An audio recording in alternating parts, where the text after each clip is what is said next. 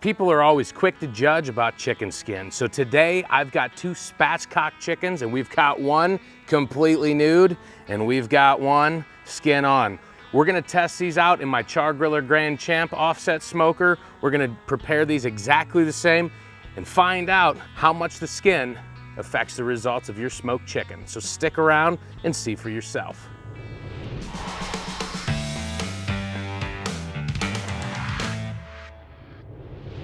When it comes to chicken, I absolutely love making a smoked spatchcock chicken. It's one of the easiest methods. It cooks fast, it's always juicy, and truthfully, it couldn't be any easier. So today we're gonna be spatchcocking both of these chickens, except one of them is gonna be completely naked, no skin. The other one is gonna have skin on it. We're gonna prepare these exactly the same rub, same binder, same temperatures, everything. The only difference is one's gonna be in the nude. So let's get started. Spatchcocking chickens is super easy. All it takes is a good pair of scissors and knowing exactly where to cut. So we're gonna start today off by spatchcocking both of these. So I've got a good pair of kitchen scissors here. These ones are great because you're gonna be able to cut through the bones. Now looking at the back of these chickens, spine obviously right down the center.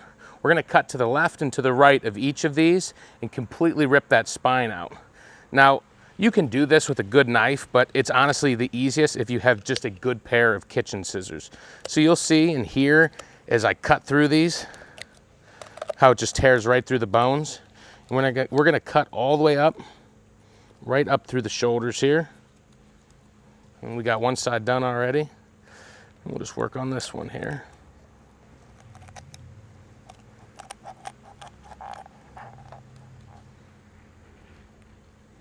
This skin getting me caught up there a little bit.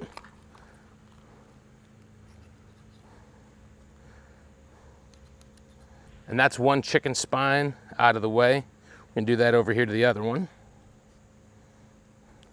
And you wanna watch because these bones can get sharp, pierce your gloves, actually cut your skin if you're not careful.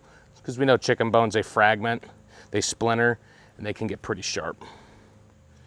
Now what you wanna do is just open these up. And right in the center here is the breastbone. You just take a sharp knife and give it a little whack. Then you can fold those, unfold them just like this so. You can see they just split right down the center. And while you're in here, take your knife, clean up anything. You might see a couple bone fragments there from the pelvis or things like that. Some big chunks of fat or skin. I just like to clean them up because these little parts that hang off the side are the first things to burn, if anything's gonna burn. And what I'll do is just take a paper towel in here, just kind of wipe it down, clean it up a little bit. All right, we're gonna go ahead and flip this over here. And the easiest way to start taking the skin off is to actually just work your hand underneath. You'll start to get a little pocket there, and you can just work to separate that skin from the actual meat. You just get your whole hand down in there. We'll work our way onto the other side of the breast. And it might take a little trimming with your knife, but we will get all the way through. So what I'm gonna do here is I'll just cut right up the middle. That way I can start to work down the legs and the thighs. And truthfully, this process is pretty easy. And all you want to do is really just work your fingers or your thumbs underneath along the meat, and you can get that skin right off. All right, other than the wing tips, we've got the skin off this chicken. We've got them both spatchcocked. Let's get them seasoned up. When it comes to chicken, I always like to pat dry them with paper towels. Helps remove any surface moisture because what I like to use is a little bit of olive oil as a binder, just help the rub stick. And I've always felt that olive oil really gives a nice finish to poultry, chicken, turkey, things like that. And so that's what we're gonna be doing today. So today I've got some of my California Olive Ranch olive oil. I'm just going to put a little bit in my hand here. And we are going to rub that onto the back of the chicken. We'll do that to both here.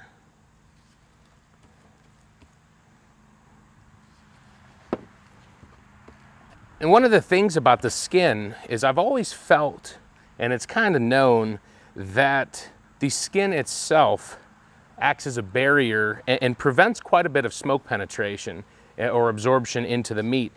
And chicken isn't as dense of a meat as, say, beef, so smoke really can get into it a lot more so than some other meats. And it could be a concern, this could be a total flop, but I wanna see what we can do with no skin on this chicken, because I've made skin off drumsticks, I've made skin off thighs, and they're delicious, but I've never done a whole chicken. So we're gonna find out. Now, another thing that concerns me a little bit is that the skin kind of acts as a barrier and helps keep moisture in. Smoking this with no skin could actually end up with a really dry chicken. It could ruin it, but that's something that I'm willing to risk here today. Now that we've got the oil on there as a binder, I've got a good seasoning here called Cockadoodle Brew by PS Seasonings. Put it in a shaker here because it's a little windy today. So I'm gonna start on the backs here, or on the inside of the carcass. I've got that Cockadoodle Brew. It's a beer can chicken seasoning. It's a beer infused chicken rub. It's pretty good stuff, to be honest with you. So we're gonna season the inside of this cavity up real nice. I like to take the inside of my glove or the back side of my glove and just pat it down. It helps rub stick to the surface, especially now that we've got that olive oil binder on there. It gives it something to stick to. Now, personally, what I would like to see is more smoke absorption into the meat, an actual smoke ring in the chicken, and a super tender. That's what I'm looking for. But to be honest with you, I don't know how this is gonna turn out. But that's the engineer in me, just always looking to improve the process and make a better product in the end. It's funny, with this rub, you can actually smell the beer on it. It's kind of cool. Another thing is I actually think the rub or spices that you use on a skinless chicken, you're gonna get more flavor. I think the skin really truly blocks the absorption of that as well. And so I'm looking to see how much that really affects it here today. I might be onto something. This could be the next big thing. These chickens are seasoned up and it's time to get them onto the char-griller Grand Champ. All right, we're at the char-griller Grand Champ. I've got both of these chickens ready to go. Truthfully, I would have liked to run this about 225, but because a skin on doesn't really yield the results that I'd like at 225, skin just doesn't crisp up. It's only fair to make this how I would make it if I was making skin on. And truthfully, I'd run it about 300 or so. Today we're gonna go about 275. And we're gonna let this thing run. Now, I've got two ambient grill probes in here. I'm gonna move them a little closer to the chickens because I had them off all the way towards the edge. But we're looking for about 275 degrees grill temp. One thing that you might not realize is us barbecue YouTubers actually talk a lot in the background. As a matter of fact, I was on the phone with Ricer from Dead Broke Barbecue till about 2 o'clock in the morning last night. We were talking all kinds of things, YouTube, personal lives, whatever. But I told him my idea for this cook today, and he made one suggestion. He said with the skin off, I might get too much smoke penetration. He suggested using applewood, and actually that's a very fair point. So that is what I'm gonna be using today. Now, like I said, for these chickens, we're gonna be running these at 275 degrees. With an offset, we're gonna see a little bit of a difference between left and right. So one thing that I'm going to do is at about an hour in, I'm gonna swap these chickens so that they both have equal time or so in the hotter and the cooler areas. But for now, all we have to do is wait. I'm gonna monitor the temperature. I might throw a couple more chunks of applewood onto the fire. I'm gonna keep an eye on the coals and see if I'm gonna need to add any more.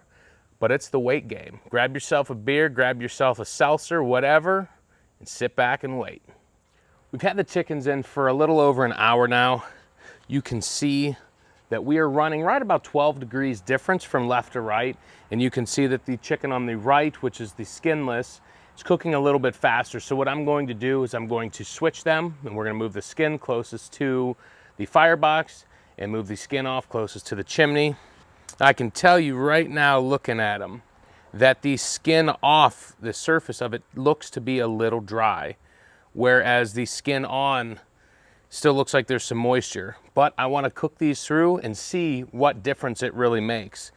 So I'm going to need to make a little bit of room here. So I'm just going to get in here with a couple spatulas. I want to be careful not to separate the thighs or the legs or the quarters or anything like that from the chickens themselves.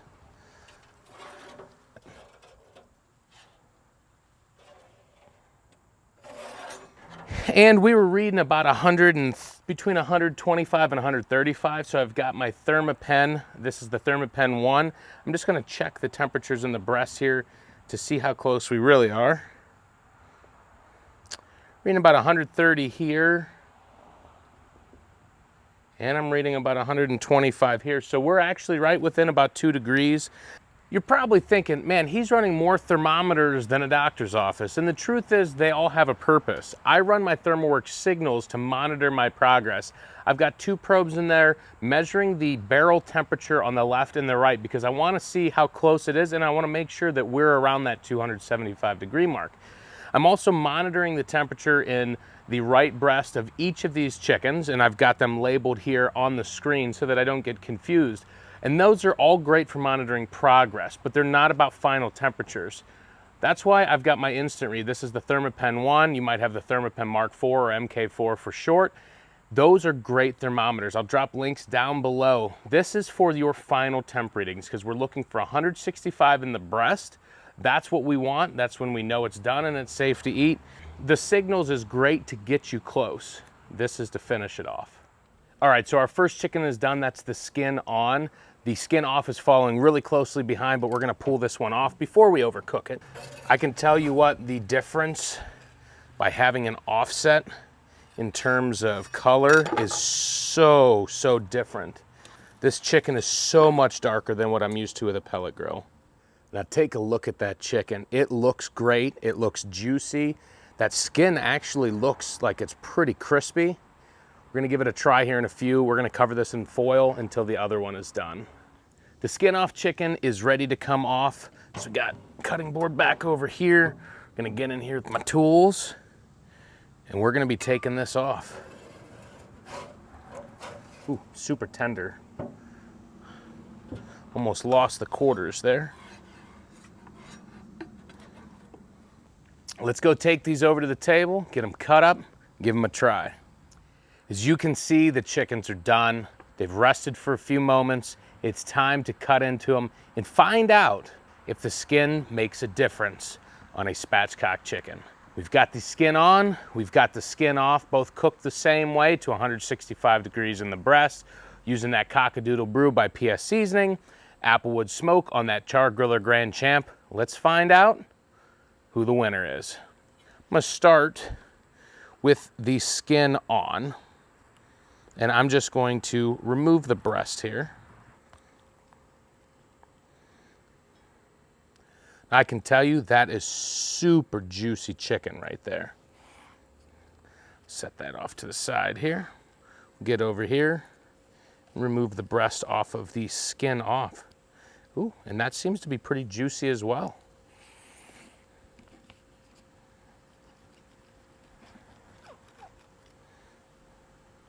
Give this a little slice job. Go through and slice these. Skin actually turned out pretty crispy, to be honest with you. Surprising, because usually when I want that crisper skin, I have to run it at like 350 towards the end just to really get that to firm up. But this turned out pretty good. So that's the skin on. Here's the skin off. Slicing nicely. Go about mid-breast here. We'll get our real comparison there. They are both, in terms of moisture, about the same, truthfully, which surprises me because I assumed that the skin off would be drier, and we're in the breast meat, and it is super juicy. I'm gonna tell you, I personally want the skin off to turn out great because nobody wants to ruin food. But we've been cooking chicken skin on for so many years. Everybody does it. You know, we'll do dark meat skin off, but it's a little juicier to begin with, a little greasier. So this might or might not be the next best thing. So let's start with what we know. This is the skin on breast here.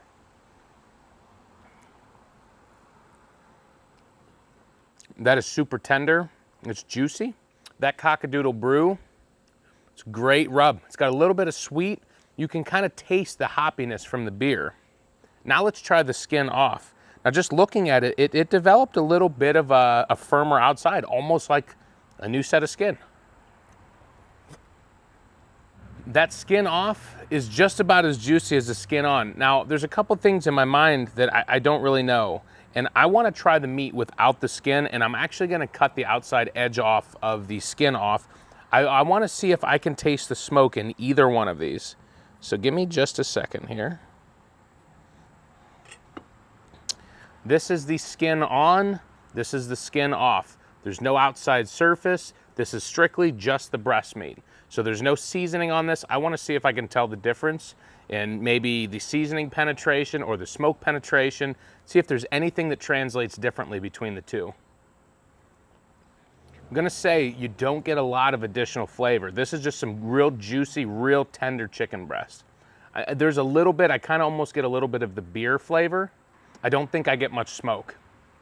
So now we've got the skin off.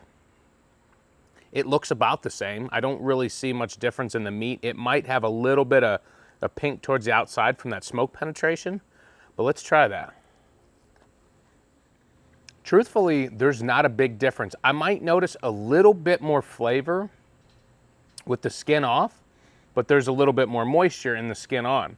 So there is a little bit of a trade-off between the two. Now, the one thing, you know, for health concerns, there are people who like to have their chicken skin off because it's the healthier option.